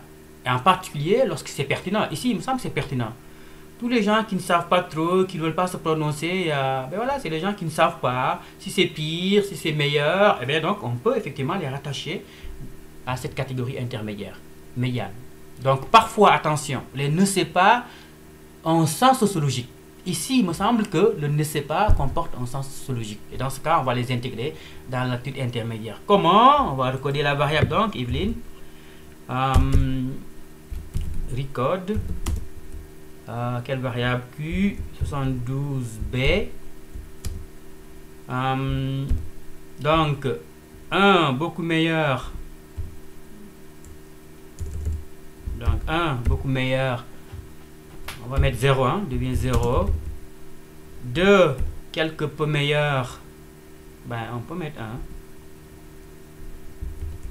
3 attitude intermédiaire. Devient 2. 4 devient 3. 1 devient 0. 2 devient 1. 3 devient 2. 4 devient 3. 5 devient 4. On va faire les choses comme ça. Et cette fois-ci, on va considérer le ne sait pas comme ayant un sens sociologique. Donc 9 ne sait pas. C'est la catégorie intermédiaire. La catégorie intermédiaire, c'est 2. Donc 9 devient 2. Into. Comment on va l'appeler? Effet changement climatique. C'est L. Label. Donc on va mettre effet changement climatique. Ok. Perception des effets du changement climatique. Variable. Donc on va mettre effet CL. 1 devient 0. Donc 0. On va mettre beaucoup meilleur. Beaucoup meilleur. 2 devient 1. Donc 1 c'est quelque peu. Alors là je vais abréger, hein, quelque peu M meilleur. Ok, je vais abréger pour aller plus vite. Après on va retravailler cela. D'accord. 2 devient 1. 3 c'est 2. Donc je mets 2. C'est intermédiaire. Hein. Je vais plus vite. Hein. 3 c'est quelque peu pire. J'abrège. Hein. Et 4 on va mettre beaucoup. Beaucoup pire. C'est tout. Donc tant que les fonctions ne sont pas bleues, ça signifie qu'il y a erreur. Donc, on doit les voir en bleu. Là ça a l'air correct. On sélectionne. Et on voit que la syntaxe est bien exécutée. Fréquence, je mets effet CL. Alors là, on voit que on a les scores, mais on n'a pas les catégories. Parfait. Pourquoi? Parce qu'ici, j'ai variable label, je dois avoir value. Voilà. Label. Je reprends. Je sors les fréquences. Et j'ai les catégories cette fois-ci. Hein. Voilà. Evelyne, ta deuxième variable dépendante d'intérêt. Voilà, je pense que j'ai fait le tour pour ce qui est des variables d'intérêt. Évidemment, une fois que vous avez fini de construire votre fichier de syntaxe, il faut enregistrer en cliquant sur fichier, enregistrer sous, et puis voilà, choisir un dossier en particulier. Moi, je vais choisir enseignement UGB, travaux étudiants, master 2024, hein, on se projette hein, sur 2024. Mais voilà, je peux mettre, c'est pas syntaxe, atelier 1, je sais pas, atelier SPSS. Et voilà, et vous partagez avec moi votre fichier de syntaxe. Pas besoin de m'envoyer votre base de données. Donc, j'ai juste à rouler l'ensemble du contenu de votre fichier de syntaxe en cliquant sur triangle et je génère automatiquement les variables. Donc c'est une façon aussi de simplifier le partage d'informations. Alors, je vais parler assez rapidement de la construction de tableaux synthétiques. Ben voilà, donc la première chose à faire, c'est de me construire un tableau présentant les caractéristiques des participants. Donc un tableau incluant et les caractéristiques socio-démographiques et les caractéristiques socio-économiques. Donc un tableau de ce genre. J'espère que c'est visible hein, à l'écran. Donc ben voilà, ce genre de tableau. Donc 3 lignes, pas de ligne verticale. Et vous me mettez les fréquences et les pourcentages. Je peux accepter que vous mettiez seulement les pourcentages. Et dans ce cas, il faut mettre le N sur lequel reposent les pourcentages. Et ce sera un tableau similaire hein, d'un travail à l'autre, puisque vous allez travailler sur les mêmes variables d'identification à quelques exceptions près. En tout cas, voilà un peu les indications. Je vais partager avec vous le fichier Excel. Par exemple, dans le cas de Ndei, la pauvreté, il n'y a pas d'ethnie, il n'y a pas de religion. Mais Ndei m'a signifié que la religion peut être pertinente. Alors oui, tu peux l'inclure, surtout lorsqu'on fait le lien entre confrérie et valeur du travail. Hein, le travail comme étant une valeur. Et donc en lien avec la pauvreté. Alors oui, on peut inclure la religion. Autrement, dans le cas également du changement climatique, c'est peut-être pas pertinent, l'ethnie et la religion. En tout cas, Evelyne verra, mais c'est juste une indication. Donc voilà la chose à faire. Maintenant, pour les variables d'intérêt, souvent opter pour des diagrammes en barre verticale ou horizontale. Par exemple, dans le cas de Ndei, tu peux présenter les indicateurs de la pauvreté sous forme de barre. Sous forme de barre, je sais pas, ça peut être barre horizontale. Même principe avec guité sur la corruption. Donc pour chaque item, il me semble que tu as 8 items de corruption. Donc tu considères les 8 hein, avec leur pourcentage et tu présentes les 8 items à l'aide d'un diagramme en barre horizontale. Et on a vu comment faire. En tout cas, voilà comment se présente le diagramme en barre horizontale. Dans le cas des étudiants qui travaillent avec des variables plus simples, comme avoir entendu parler du changement climatique, autrement dit des variables dichotomiques, ou bien le vote, on peut utiliser le secteur, hein, le diagramme en secteur. C'est le diagramme le plus approprié. En secteur, les cercles. Voilà, le diagramme en secteur. Vous représentez le vote, vous représentez également avoir entendu parler, le fait d'avoir entendu parler du changement climatique. Pour ce qui est de la perception des effets du changement climatique, on peut utiliser, Evelyne, le diagramme en barre verticale. Vous représentez cette variable d'intérêt. Pour ce qui est de la satisfaction également, avec la démocratie, on peut utiliser les barres verticales. Ben voilà, je pense que j'ai un peu couvert l'ensemble des problématiques. Maintenant, il y a d'autres variables d'intérêt que je récapitule ici. Par exemple, l'accessibilité aux infrastructures, c'est une variable qui est en lien avec l'enclavement.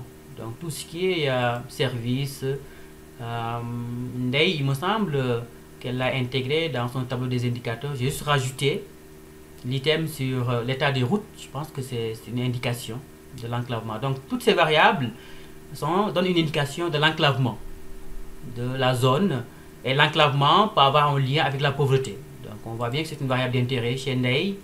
Pour les autres, je ne sais pas. Pour les autres, je n'ai rien signifié. À vous de réfléchir si l'enclavement, par exemple, peut avoir un effet sur la perception du changement climatique ou la participation électorale. Peut-être la participation électorale, c'est possible. À Ramatoulaye de réfléchir sur la question. Est-ce que l'enclavement a un effet sur la participation? Si oui, eh bien, tu vas créer une variable que tu vas appeler enclavement. Et donc, ici, Ndeye, tu ne vas pas utiliser toutes ces variables. Donc, tu vas créer un indice d'enclavement, finalement, si on peut l'appeler ainsi. Donc, tu vas additionner tous ces indicateurs et diviser par le nombre d'indicateurs. C'est ça. Donc, l'idée, c'est d'avoir un indice d'enclavement. Donc, réduire ces variables en une seule variable.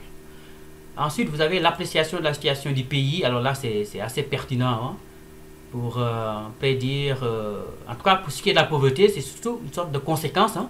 Lorsque tu es pauvre, tu as tendance à apprécier négativement la situation économique. Je ne sais pas si l'appréciation peut influencer sur la pauvreté, mais c'est sûr que la situation économique peut influer sur la pauvreté, mais pas la perception de la situation économique. Je ne sais pas si tu comprends bien, en particulier Ndeye. Donc ici, on s'intéresse à la perception, et je pense que la perception vient après la pauvreté. C'est pourquoi ici, j'ai indiqué conséquences. Mais dans tous les cas, tu fais le lien entre les deux en gardant en tête qu'il s'agit de conséquences plutôt, l'appréciation de la situation. Donc, ce n'est pas la situation économique objectivement parlant, mais la perception. Mais dans le cas de la participation électorale, la perception de la situation économique est plutôt un prédicteur. Hein. Je pense que ça peut influer aussi sur le changement climatique, il me semble, d'après Yveline. En tout cas, je l'ai indiqué ici. La satisfaction de la démocratie aussi, c'est possible, en tout cas à Fatou de réfléchir sur la question et puis en fonction de sa revue de littérature. Alors, il y a un ensemble de variables que j'aime particulièrement. Alors, on est des sociologues et les sociologues mettent l'accent surtout sur tout ce qui est inégalité sociale, tout ce qui est exclusion sociale. Et il me semble que dans le cas de la pauvreté, ces questions d'inégalité sociale sont plutôt la conséquence de l'état de pauvreté. Autrement dit, si tu es pauvre, tu vas avoir des perceptions assez négatives de tout ce qui est inégalité. Autrement dit, tu vas mieux percevoir les inégalités si tu es pauvre. Et donc, tu peux considérer ces variables en lien avec les inégalités sociales. Donc, c'est une variable très pertinente dans le cas de la pauvreté. Et dans le cas de la participation électorale, c'est plutôt des prédicteurs. Hein. Ça peut prédire la participation ou pas aux élections. Il y a les valeurs, les variables politiques. Par exemple, l'intérêt pour les questions politiques. Donc, c'est sûr que c'est fondamental pour prédire la participation. Aussi, il y a la satisfaction avec la démocratie, l'intention de vote en faveur de tel parti, tel autre parti. Je ne sais pas, on n'a pas le temps hein, pour sortir. J'aurais aimé sortir toutes ces variables, mais on n'a pas le temps. On n'a pas le temps et l'idée, c'est juste de vous guider. Par exemple, pour l'intention de vote, il serait bien d'isoler tout ce qui est la coalition Benno Bokk Yakaar et PASTEF. Parce que PASTEF, c'est vraiment le parti de l'opposition radicale. À part PASTEF, je ne vois pas d'autres oppositions radicales. Donc l'idée, c'est d'isoler la coalition au pouvoir, d'isoler PASTEF, parce que c'est vraiment l'opposition la plus radicale. Ensuite, tu peux créer une troisième catégorie, tu vas mettre tout le reste, quoi.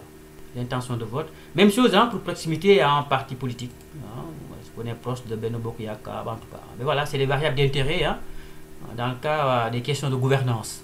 Autrement dit, participation électorale, démocratie. L'engagement social, c'est aussi une variable d'intérêt, une variable sociologique. Hein. L'engagement social ou communautaire. Je pense que c'est à considérer dans toutes les situations, sauf la pauvreté. En tout cas, c'est ce que j'ai indiqué. Les enjeux de société, là, on l'a dans toutes les études. Autrement dit, on pose des questions du genre en répondant quels sont les problèmes les plus importants. Dans le cas de Ndeye, est-ce que c'est la pauvreté?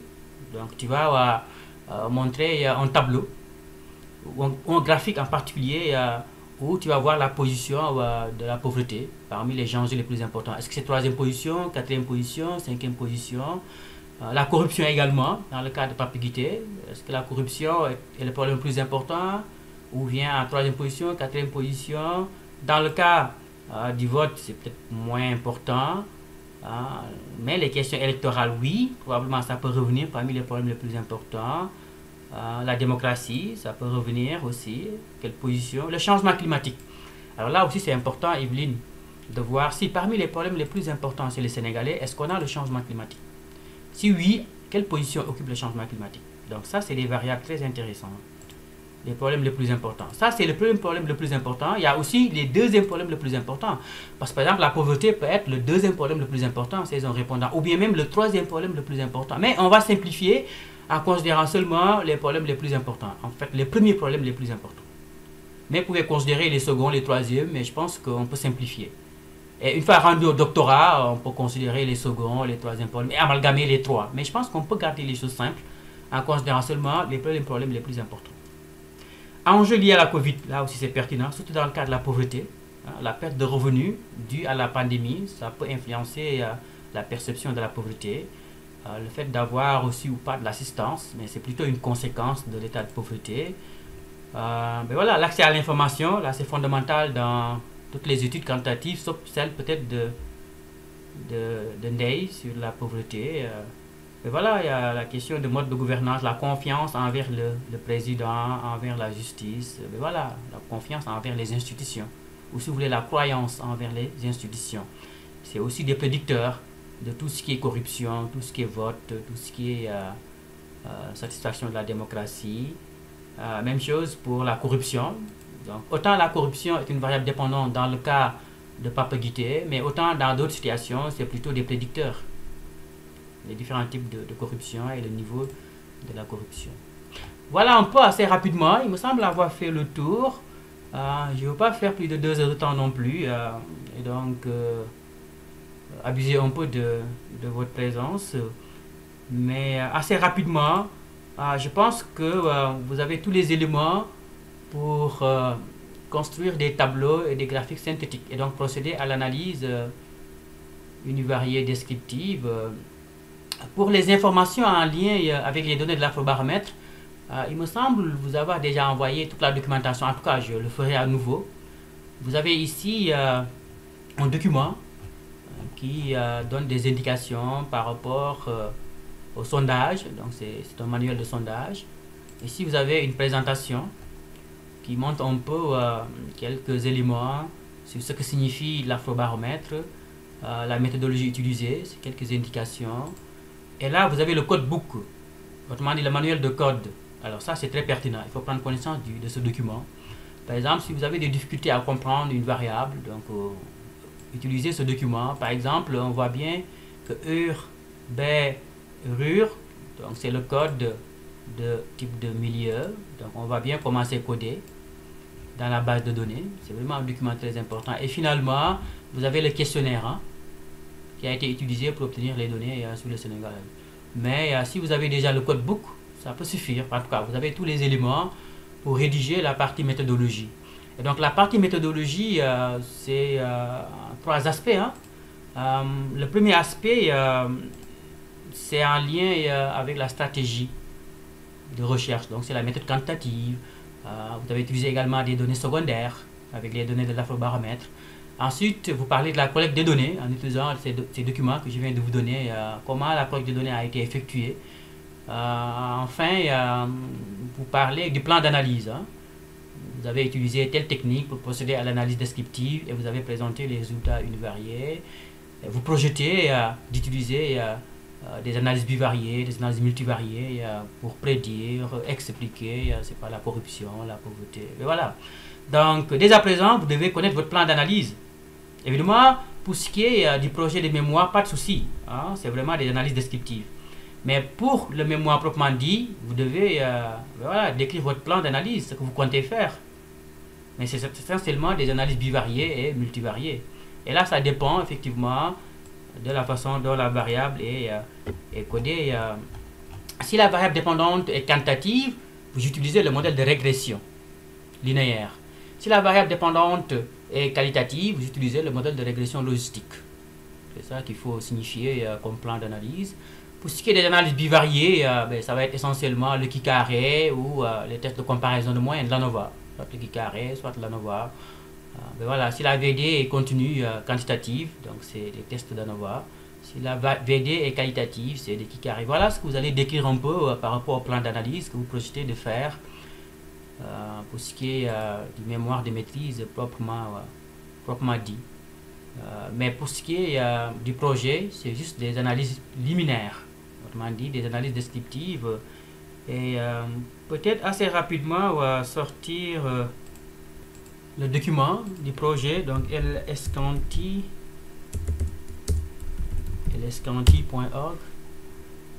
Donc ressources, on a un doc pédagogique, donc on a projet de mémoire téléchargé ici. Donc voilà un peu le document que vous allez devoir suivre pour ce qui est du projet de maîtrise. Vous avez fini de construire la problématique, les objectifs, le cadre d'analyse, vous êtes en train de le construire. Évidemment, il faut refaire le tableau dans bien des cas, le tableau des indicateurs, et formuler les hypothèses. La méthodologie, ce que je viens de dire. Donc, vous êtes maintenant outillé pour rédiger la méthodologie. Les résultats liminaires, là, ce sera essentiellement de l'analyse descriptive. Hein. Donc, vous décrivez vos variables, les variables à utiliser. Ben voilà, étant entendu que pour ce qui est du traitement analyse des données, là, vous parlez de votre plan d'analyse, hein, ce que vous comptez faire plus tard. Autrement dit, les analyses bivariées et multivariées. L'année prochaine, je vous introduirai, hein, en fait, nous verrons les statistiques multivariées. Pas de souci. Pour ce qui est des ressources et surtout la valorisation de la recherche, alors là c'est important et c'est probablement nouveau, c'est les étudiants, je le précise, tous vos mémoires de maîtrise feront l'objet d'un article, au moins un article, pour certains c'est peut-être 2 articles. Alors là il faut qu'on s'entende là-dessus et c'est la condition sine qua non, peut-être que j'en ai parlé au début, pour que je vous encadre, il faut publier, on ne fait pas de la recherche pour qu'effectivement ça soit dans les tiroirs. Mais non, je veux dire, la recherche doit être valorisée, doit être publiée.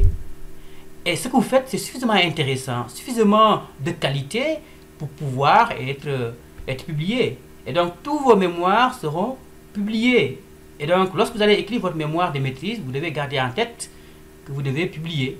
Et dès à présent, vous devez avoir une stratégie de valorisation de votre recherche. Évidemment, il y a les midi-canti. Les midi LS-Canti, vous allez présenter vos résultats. Alors ça, ce sera l'année prochaine. Chacun d'entre vous va présenter les résultats de ces recherches. Une fois avancé dans le projet d'analyse, ce sera vers les mois de avril, mai, juin, juillet. Vous allez présenter vos résultats. Ça vous prépare aussi un peu à la soutenance du mémoire de Master 2. Aussi, vous devez spécifier au moins 3 revues où vous comptez publier. Donc, publication d'articles. Donc, vous devez faire la liste au moins de 3 revues où vous comptez publier. Donc, l'idéal, une revue sénégalaise, une revue africaine et une revue internationale. Avec l'anglais, pourquoi pas. Voilà. Donc, je veux voir 3 revues ciblées. Donc, vous devez spécifier. Voilà les 3 revues que nous ciblons. Nationale, africaine et internationale.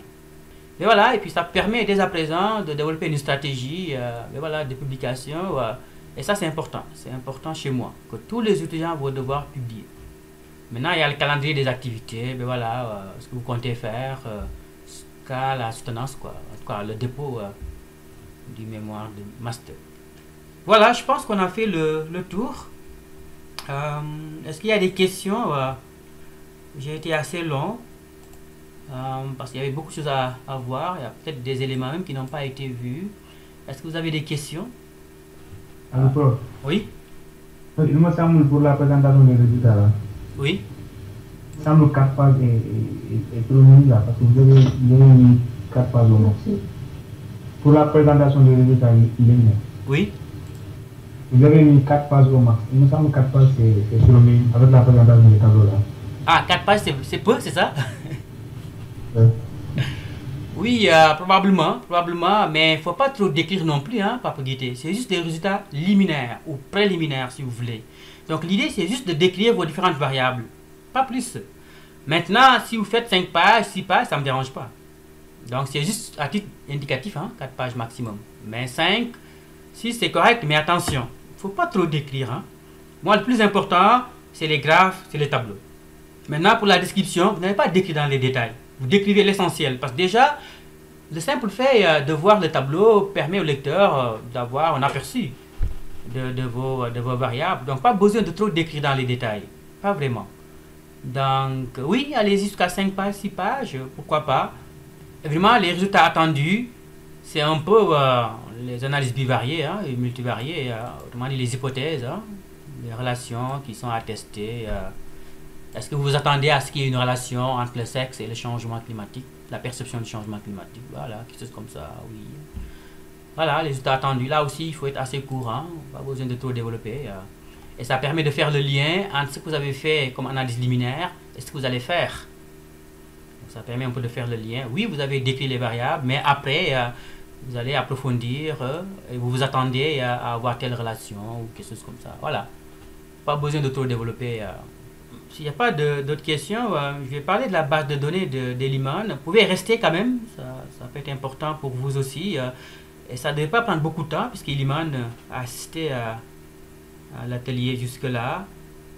Eliman travaille sur ses propres données, donc c'est lui-même qui a construit sa base de données. Il travaille sur la question de l'empowerment chez des femmes qui contractent des prêts auprès d'une institution de microfinance. Donc, il veut mesurer un peu le degré d'empowerment de ces femmes, un peu comme Ramatoulaye l'avait fait avec moi, avec nous, dans le cadre du laboratoire, dans le cadre de son étude de cas. D'ailleurs, son étude s'inspire en partie de l'étude de cas de Ramatoulaye Dabo, ce qui veut dire que Ramatoulaye va se retrouver dans le travail d'Eliman. Mais c'est Eliman qui a eu l'idée de travailler sur cette question. Je lui ai dit, ben justement, il y a une de mes étudiants qui avait travaillé sur cette question. Et puis voilà, je l'ai un peu guidé en fonction de ce qu'avait fait déjà Ramatoulaye. Donc, pas de souci. Donc, il y aura un peu des choses assez similaires avec le travail de Ramatoulaye. Alors, voilà un peu sa base de données, assez simple, pas très compliqué. Donc, le nombre de variables est assez limité, mais on a beaucoup de cas. Parce qu'il me semble qu'on a près de 100 cas, c'est bien pour un mémoire de master. On peut sortir peut-être les variables sociodémo, Eliman, donc on a l'âge, même principe Eliman, je pense que tu as suivi l'atelier, là il faut recoder. Peut-être ici 1 et 2, une même catégorie, isolé 3, et 4 et 5, même catégorie. Donc, il faut aussi recoder en fonction de la distribution des fréquences. Statut matrimonial, alors on voit bien qu'on a les mariés, 82. Les divorcés, célibataires, veufs, il y en a très peu, Eliman. La plupart des femmes sont mariées. Alors, je me demande si cette variable est pertinente finalement, dans ce cas précis. Et peut-être mettre tout le reste dans un même groupe. Donc, les mariés, les comparer à ceux qui sont seuls finalement, qu'ils soient divorcés, célibataires ou veufs, donc en 2 catégories. Nombre d'enfants, moins de 2, on peut laisser comme ça. Le statut professionnel, là, il va falloir regrouper pour avoir au moins 3 à 4 professions. Le niveau d'études par d'éducation primaire, secondaire, on peut laisser tel quel. Je pense que c'est pas mal bien réparti. Statut de membre, simple client, responsable. Peut-être regrouper, en fait créer 2 versions. Une version où tu vas comparer les responsables aux simples clients. Donc tu vas avoir une première version. Tu regroupes les responsables, tu les compares aux simples clients, donc une variable dichotomique. Une deuxième version, toujours dichotomique, où tu vas cette fois-ci regrouper les localités. Tout ce qui est GY, tu les regroupes, tout ce qui est SD, tu les regroupes. Donc tu vas avoir 2 versions de cette variable, ok, Eliman. Ancienneté dans l'association, c'est correct. Montant, appréciation, c'est correct. Contribution financière aux dépenses. Ben voilà, donc une fois que tu as fini, Eliman, de recoder tes variables sociodémographiques et socio-économiques, tu construis un tableau, un peu comme je l'ai montré tout à l'heure, un tableau synthétique de ce genre, où ben voilà, tu vas mettre les variables sociodémographiques dans ce tableau, voilà, dans ce genre de tableau. Ensuite, on va s'intéresser à tes variables qui mesure l'empowerment socio-économique et socio-politique. Alors oui, Ramatoulaye, tu me dirais que c'est ce que j'ai fait exactement, mais oui. Ben voilà, on a des variables en termes socio-économiques. Alors, où sont ces variables? Je pense que c'est à partir de peut-être épargne. L'empowerment des femmes est mesuré sous forme de 2 dimensions. Donc la dimension sociopolitique, donc tout ce qui est occupation d'un poste, libre de mener ses activités. Là on a 8, 80, système 12. Mais dans ce cas, c'est peut-être pas pertinent d'utiliser cette variable, puisque tout le monde a dit oui. Pour le reste, c'est des données manquantes. Contrôle, maîtrise des droits des femmes, participation dans les décisions. Oui, je pense qu'on a nos variables pour ce qui est de l'empowerment sociopolitique. Donc, Eliman, il faut recoder les variables dans le même sens. Donc, tu veux recoder dans le sens de l'empowerment sociopolitique. Ce qui signifie que pour ce qui est de la participation au plus de décisions, donc oui, ça va être 1, c'est bien. Non, c'est 0, c'est bien. Maîtrise des droits, donc 1 c'est oui, 0 c'est non, là c'est bien, on ne touche pas. Contrôle des prêts par les maris. Alors, si tu dis non, ça va dans le sens de l'empowerment, donc non, 1. 0 c'est oui. Parfait, c'est déjà bien fait. Hein? Là, on va sauter cette variable parce que, ben voilà, il n'y a pas de discrimination. Occupation d'un poste. Donc 1 délégué, 0 non. Voilà. Donc c'est déjà bien codé. Hein? C'est déjà bien codé, Eliman. Et puis tu as éliminé les données manquantes. Donc tu as juste à calculer la somme. Hein? La somme des 5 variables. Je pense que tu sais comment faire. Donc tu mets compute, la variable. Tu inclus variable participation, maîtrise 2, contrôle 3e variable, 4e variable. Il me semble que tu as 4 variables, hein, si je ne me trompe pas, pour mesurer l'empowerment sociopolitique. La 4e variable n'étant pas d'intérêt, hein, parce que, ben voilà, je veux dire, il n'y a pas de discrimination pour ce qui est de la liberté de mener ses activités sans contrainte. À moins de l'intégrer quand même, hein, on peut l'intégrer peut-être quand même. Oui, tu peux peut-être l'intégrer, ça va augmenter le niveau d'empowerment sociopolitique. Oui, tu peux l'intégrer. Donc 5 variables de type empowerment. Pour ce qui est de l'empowerment socio-économique, amélioration de l'alimentation, oui, ça tu peux l'utiliser. Logement, satisfaction par rapport à l'accès aux soins, conditions de vie, contribution financière à l'éducation des enfants, dépenses quotidiennes. Ben oui, ça mesure l'empowerment socio-économique et même peut-être l'augmentation du niveau de revenus. Ben voilà. Pour le nombre de parts épargnées, je ne sais pas si on va considérer cela comme prédicteur, autrement dit comme variable indépendante, qui va prédire le degré d'empowerment socio-économique. Moi, je préfère la considérer cette variable comme variable prédictrice.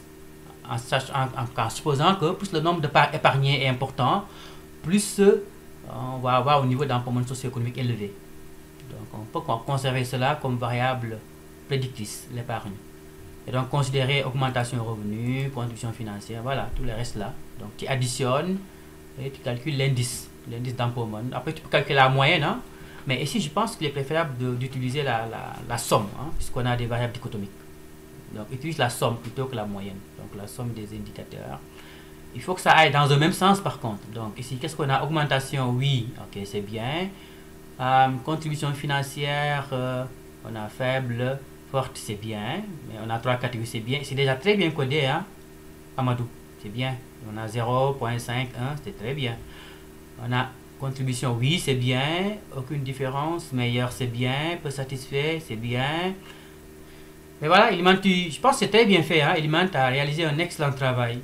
Ce qui fait que tu auras juste à additionner directement. Hein. Tu as fait un travail de traitement remarquable de ce point de vue-là. Tu as juste à additionner finalement pour obtenir l'indice d'empowerment.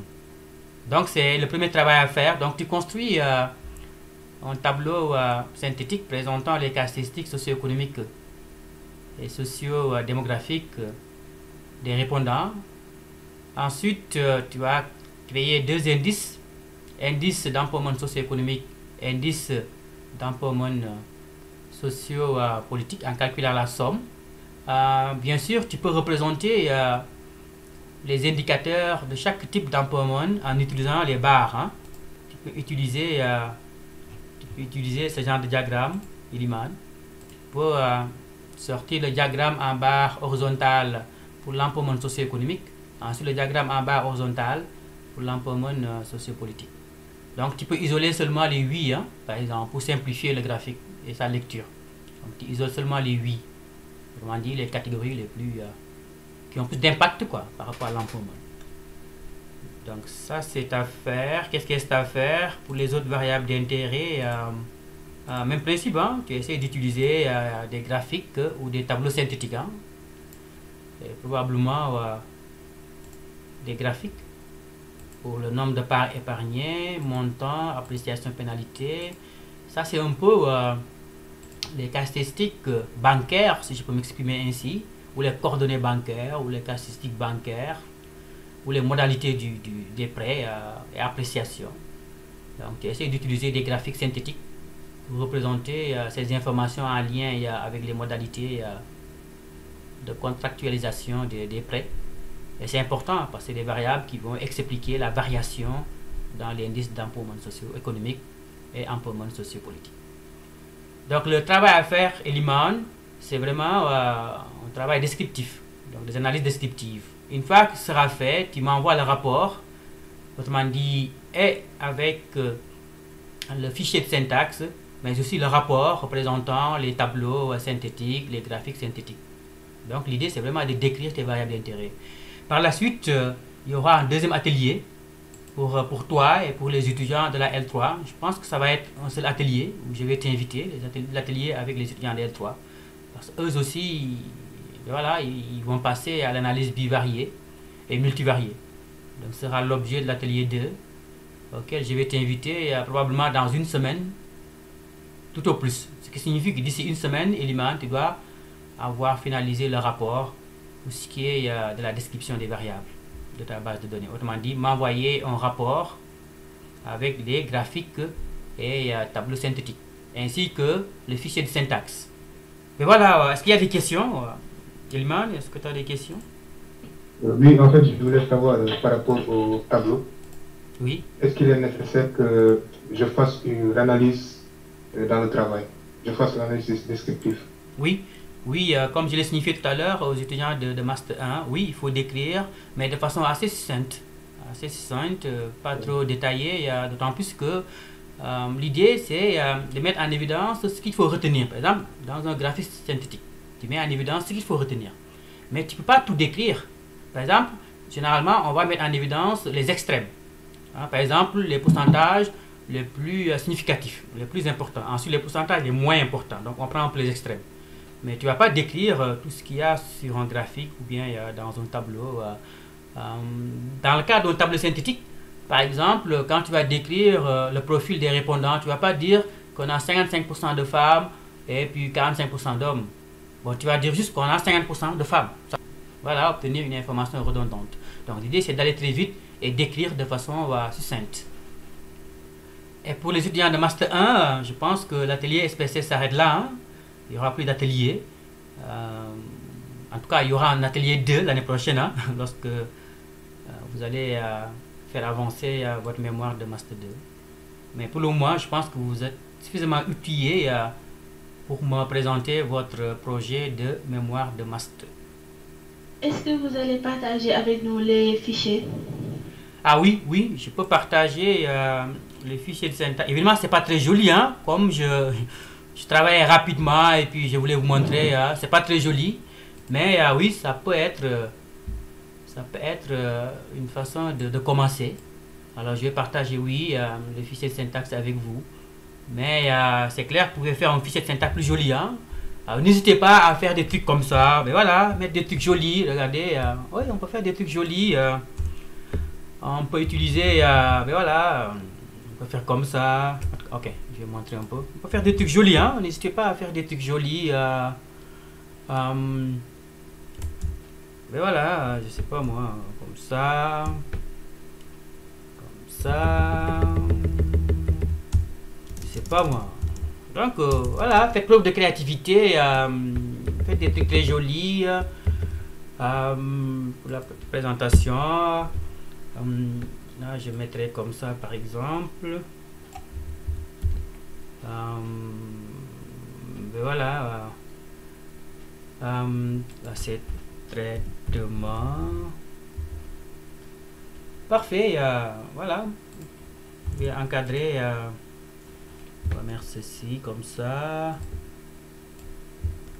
Oui, je vais partager le fichier avec vous, mais je suis sûr que votre fichier de syntaxe sera plus joli que le mien là, parce que je devais aller plus vite là. Et chacun va avoir un fichier de syntaxe en lien avec son travail. Hein. Donc, vous travaillez seulement avec des variables d'intérêt, hein, pas des variables qui ne sont pas importantes pour vous. J'espère qu'on se comprend là. Et à la fin, l'idéal, c'est de faire, de récapituler toutes les syntaxes et de les mettre en ligne, pourquoi pas. L'avantage des syntaxes, par exemple, les gens qui vont travailler sur la base de données l'année prochaine, ils vont pouvoir utiliser vos propres fichiers de syntaxe. Mais oui, ils ne sont pas obligés de recoder la variable âge ou bien de recoder la variable ethnie. Là, on va gagner beaucoup de temps. Donc, vous êtes en train de faire un travail important. Et ça, la syntaxe, le fichier de syntaxe, on n'aurait pas effectivement gagné ce genre de temps. Donc, l'année prochaine, je vais partager vos fichiers de syntaxe avec les étudiants qui s'en viennent. Et eux, ils vont gagner du temps. Ils vont se concentrer sur les analyses, sur les tests, et non sur la syntaxe, parce qu'on aura créé toutes les variables. Mais c'est un travail pionnier que vous êtes en train de faire. Et je vais récapituler tout cela dans un gros fichier de syntaxe. Et je vais le partager avec tous les étudiants de laboratoire. Probablement, je vais mettre les fichiers sur le site web du laboratoire LS Conti. Peut-être que je vais engager quelqu'un d'entre vous pour me récapituler tous les fichiers de syntaxe. En fait, mettre tout dans un seul fichier, avec des trucs jolis aussi. Hein. Il faut que ça soit joli, présentable, voilà, un peu comme j'ai indiqué.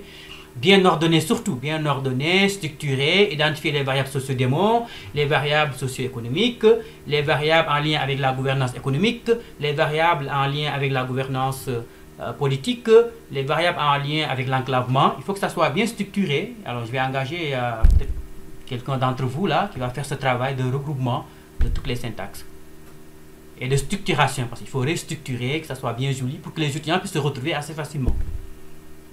Un peu comme je viens de le faire tout à l'heure, variable socio-démo. Là aussi, une façon de mieux se retrouver, c'est de faire des lignes de ce genre. Comme ça, ça attire l'attention sur la structuration du fichier de syntaxe. Ça permet de se retrouver assez facilement. Autrement dit, pour ce qui est des dimensions, on va mettre deux lignes qui encadrent les dimensions. Ça permet d'attirer l'attention et de mieux se retrouver dans les fichiers de syntaxe. Maintenant, à l'intérieur, on peut mettre les indicateurs. Ici, ethnie, région. Et voilà, vous comprenez un peu le but. Ce qu'il faut faire dans votre fichier de syntaxe, vraiment, à partir d'un coup d'œil rapide, qu'on puisse identifier les différentes dimensions.